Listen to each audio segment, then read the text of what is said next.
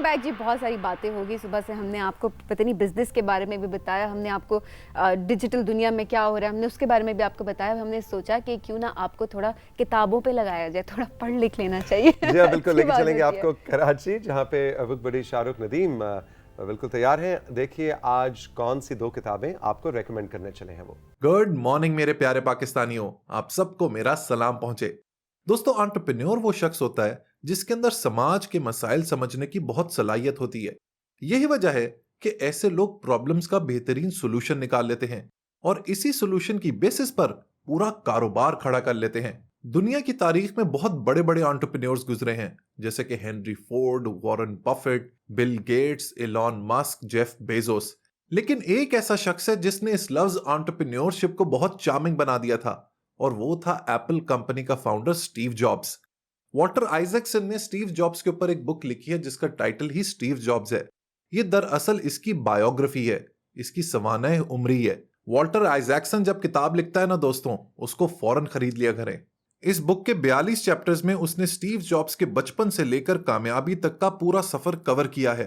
वो किन हालात में पैदा हुआ, क्या मुश्किलात फेस की, उसका माइंडसेट क्या था, जिंदगी का फलसफा क्या था, और किस तरीके से उसने एप्पल को दुनिया की बेस्ट कंपनी बनाया। इस बुक में मौजूद जो पिक्चर्स हैं उससे भी स्टीव जॉब्स की पर्सनालिटी को समझने में मदद मिलती है। ये देखें, ये अपने घर कूपरटिनो में नीचे बैठा हुआ है। स्टीव जॉब्स इतना परफेक्शनिस्ट था कि उसको समझ ही नहीं आती थी कि मैं किस तरह का फर्नीचर खरीदूं। यह है स्टीव की पिक्चर जॉन स्कली के साथ। जॉन स्कली वो शख्स है जो पेप्सी का सीईओ था। उसको स्टीव जॉब्स ने एक ऐसा तारीखी जुमला कहा जिसके बाद ही बिकेम पार्ट ऑफ एप्पल।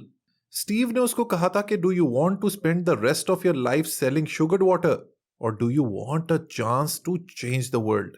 ये वही जॉन स्कली है जिसने इवेंचुअली स्टीव को उसी की कंपनी एप्पल से बाहर निकाल दिया था। एप्पल से बाहर निकाले जाने के बाद स्टीव ने एक और कंपनी बनाई जिसका नाम था नेक्स्ट।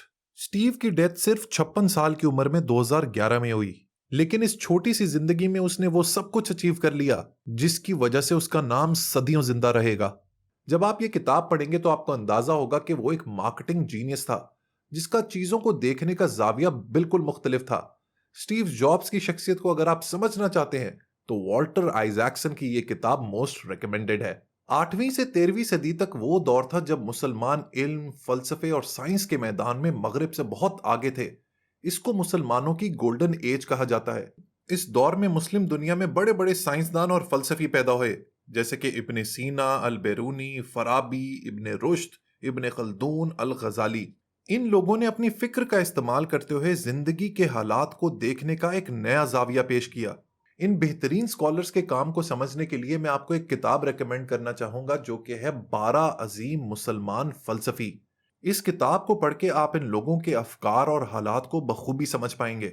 याद रखें कि कायनात की हकीकत को समझने के लिए फलसफे को समझना लाजमी है। एक बात दोस्तों आप लोगों ने यहां जरूर याद रखनी है कि फलसफे की दुनिया में कुछ सही गलत नहीं होता, बस लोगों का नजरिया मुख्तलिफ होता है।